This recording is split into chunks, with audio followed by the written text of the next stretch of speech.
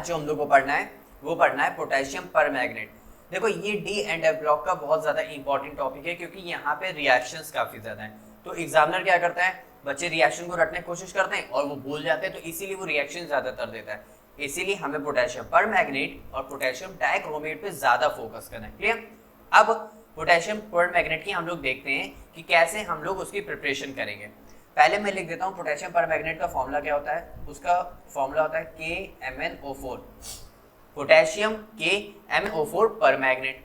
अब एक बार अगर हम लोग यहाँ पे ये देख लें कि Mn की ऑक्सीडेशन स्टेट क्या है, तो अगर K की कितनी होती है +1, Mn की मैंने X सेलेक्ट कर लिया, ऑक्सीजन के ऊपर चार्ज कितना होता है -2, तो टोटल कितने हो गए -8 is equal to 0, X is equal to कितना आ गया मेरे पास +7।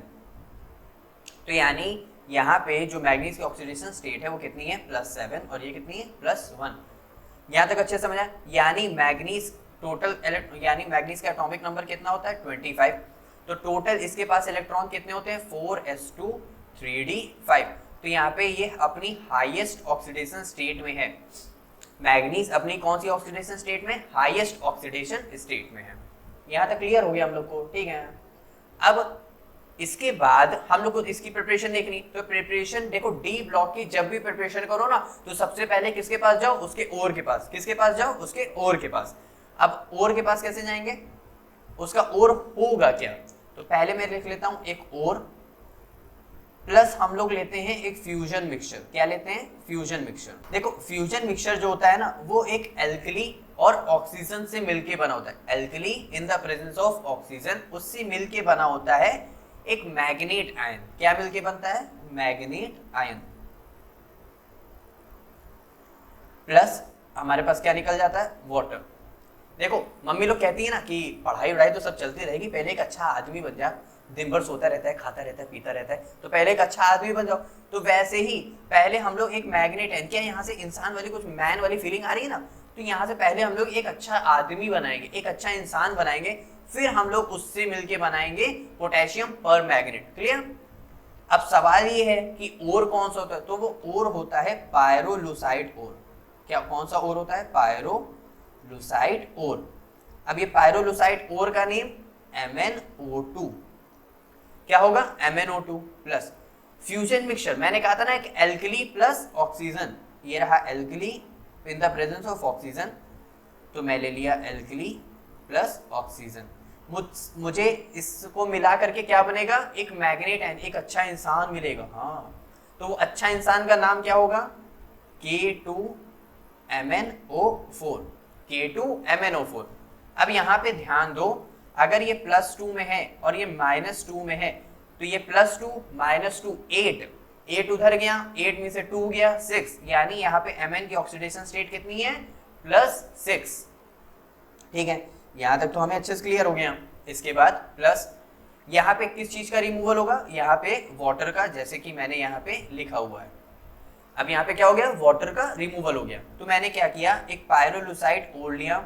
जब भी कोई भी डी ब्लॉक का कंपाउंड बनाना है तो सबसे पहले उसके ओर के पास जाओ। उसके ओर के पास जाने को उससे पूछो कि तुम्हारे पास क्या है, वो कहेगा मेरे पास MnO2 है, कहेगा लेकिन खाली MnO2 का तो काम नहीं चलेगा, तो एक फ्यूजन मिक्सचर भी लेंगे। फ्यूजन मिक्सचर में एक एल्कली यहाँ पे मैंने पोटेशियम ले लिया, क्योंकि मुझे यहाँ पे क्या चाहिए, पोटेशियम पर मैग्नेट, इसलिए मैंने यहाँ पे KOH लिया और ऑक्सीजन।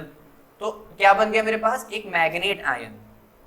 ये क्या है, मैग्नेट आयन। अब एक बात बताओ, आप भी इंसान, हाँ इंसान ही, हाँ। अब मतलब एक आम इंसान को क्या पसंद होती, हरियालियां, बहुत सारी हरियाली। हरियाली कौन से कलर की होती, ग्रीन कलर की।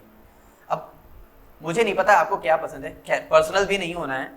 तो यहाँ पे क्या बन गया, हरियाली, मैग्नेट आयन, उसका कलर क्या होगा, ग्रीन कलर का। यहाँ तक अच्छे समझ आए। लेकिन तो क्या ये पोटेशियम पर मैग्नेट है, नहीं, ये तो मैग्नेट आयन है। हमें क्या बनाना है, पोटेशियम पर मैग्नेट। अब वो कैसे बनाएंगे, वो इस तरह बनाएंगे।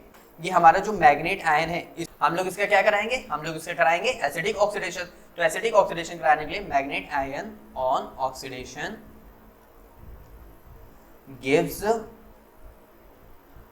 पर मैग्नेट। वो क्या देगा हम लोग को, पर मैग्नेट फॉर्म करके देगा। अब कैसे देखते हैं, जैसे कि मेरे पास मैग्नेट आयन था K2MnO4, ठीक। अब मैंने इसका करा रहा हूं एसिडिक ऑक्सीडेशन। एसिडिक ऑक्सीडेशन के लिए क्या एसिडिक होना जरूरी है भाई? एसिडिक है तो ये क्या H प्लस देगा? अरे हाँ बोलना बेटा कमेंट में।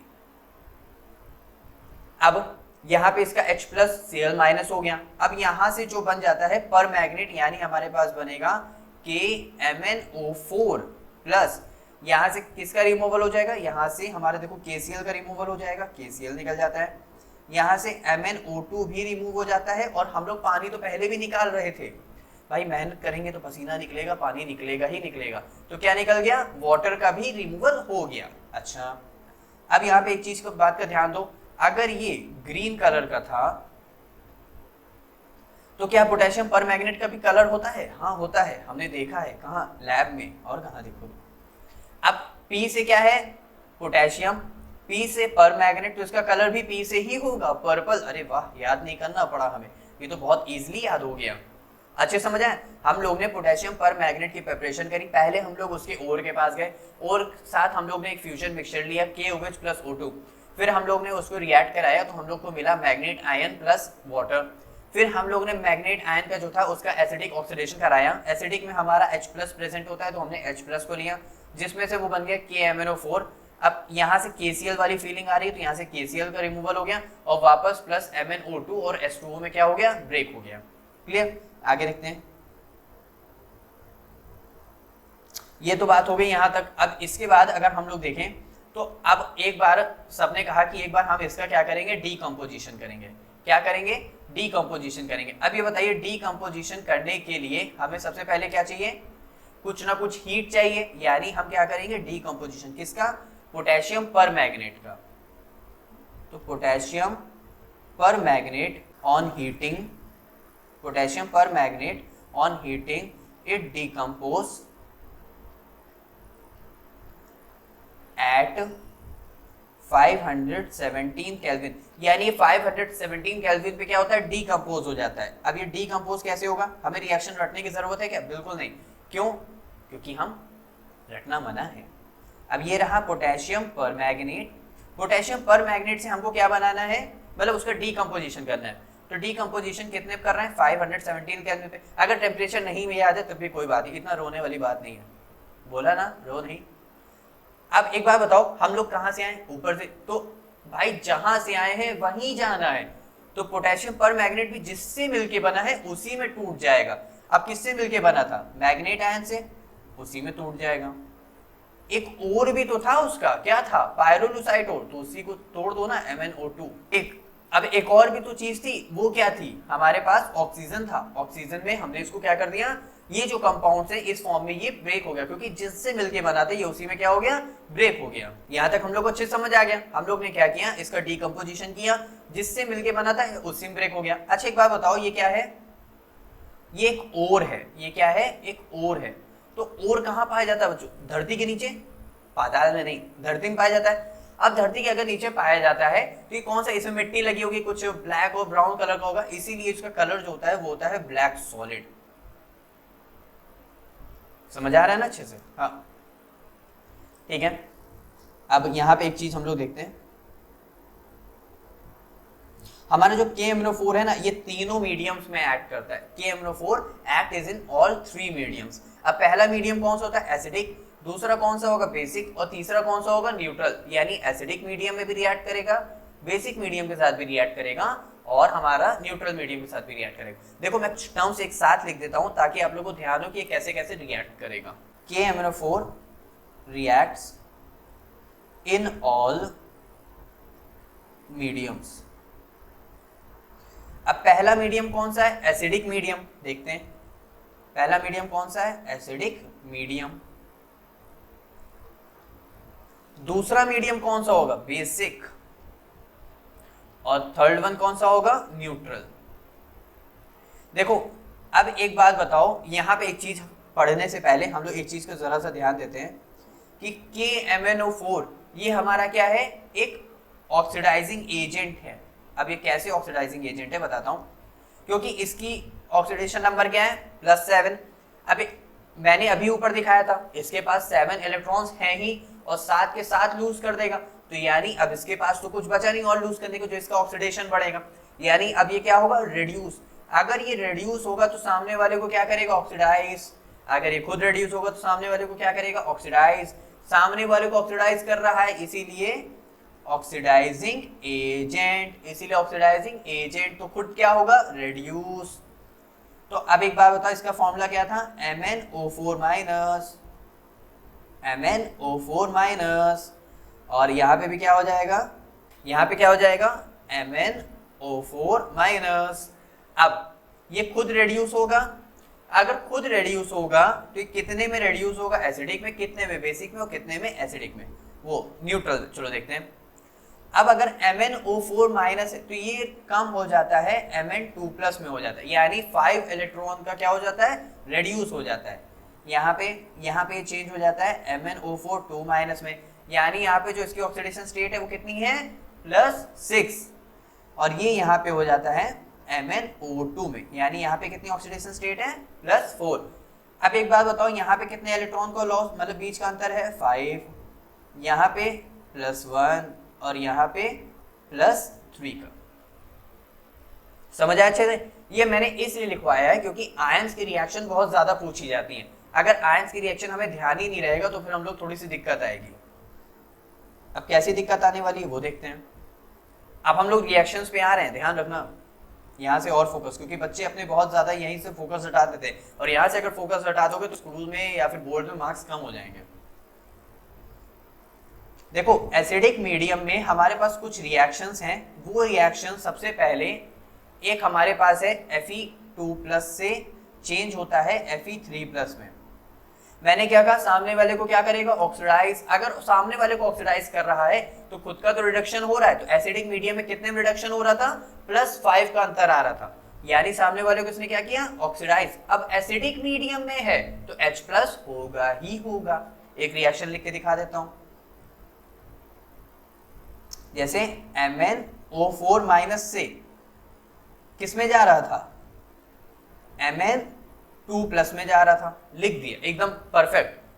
इसका भाई एसिडिक है ना, तो एसिडिक ऑक्सीडेज तो H+ होगा ना, H+ आ गया। अब भाई सामने वाले किसको ऑक्सीडाइज कर रहा है, कोई कुछ ना कुछ होगा, वो हमारे पास Fe है, Fe2+, भाई उसका ऑक्सीडाइज हो गया, उसका ऑक्सीडाइजिंग एजेंट की तरह वर्क कर दिया उसने, तो ये Fe+3 में चेंज हो गया, ऑक्सीडाइज हो गया, Mn का रिडक्शन हो गया। और यहाँ पे मैंने क्या कहा था, जब भी एसिडिक ऑक्सीडेशन हो रहा था पानी निकल रहा था, यानी भाई मेहनत कर रहे हैं तो पानी तो निकलेगा ही यहाँ से, ठीक है।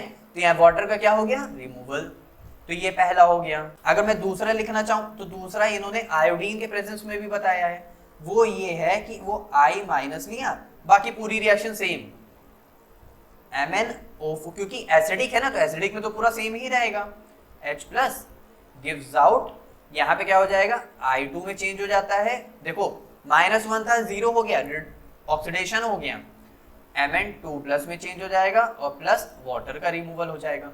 अच्छे समझ आया? यहाँ तक कुछ भी ऐसा नहीं, बिल्कुल एकदम इजी रिएक्शन है, सिर्फ ऑक्सीडेशन हमें सामने वाले का करना है और रिडक्शन हमें खुद का करना है, बस। अब जैसे एक और मैं ले लेता हूं,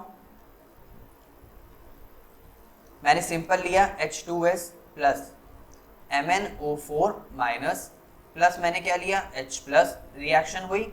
अब ये रिएक्शन वापस से खुद को क्या करेगा, रिड्यूस, तो खुद को उसने क्या किया, रिड्यूस किया। सामने वाले को क्या करेगा, ऑक्सीडाइज। कैसे, यहाँ पे सल्फर -2 में है तो यहाँ पे सिर्फ सल्फर हो जाता है, यानी 0 में हो जाता है और +2 में हो जाएगा, ऑक्सीडेशन हो गया। और यहाँ पे कितना हो गया, ये हमारे पास पानी निकल गया। कितना इजी है। एक और हम लोग रिएक्शन देख लें, चलो एक और देख लेते हैं। अब एक बार बताओ, हम लोग ने आयोडीन को भी ले लिया, हम लोग ने सल्फर को ले लिया, अब हम लोग एक बार CO2 के साथ भी रिएक्शन करके देख लेते हैं। तो वो कैसे होती है, C2O4 2-, यहाँ प्लस हमारे पास क्या लेंगे हम लोग,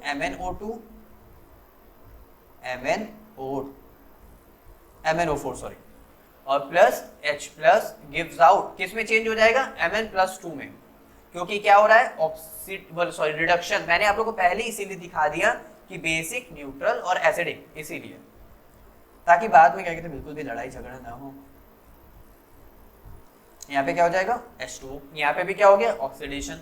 एक और देख लें, अच्छा 4 ऑलरेडी हो गई, ओके। अब हम लोग एक बार देख लेते हैं बेसिक मीडियम और न्यूट्रल मीडियम। देखो अब बेसिक मीडियम और न्यूट्रल मीडियम तो और इजी, क्योंकि दोनों में एक बेसिक एंड न्यूट्रल मैं एक साथ ही बता देता हूँ, इसीलिए दोनों में एक ही रिएक्शन यूज हो रही है। वो क्या, वो यूज हो रहा है I माइनस से वो कन्वर्ट हो रहा है IO3 माइनस।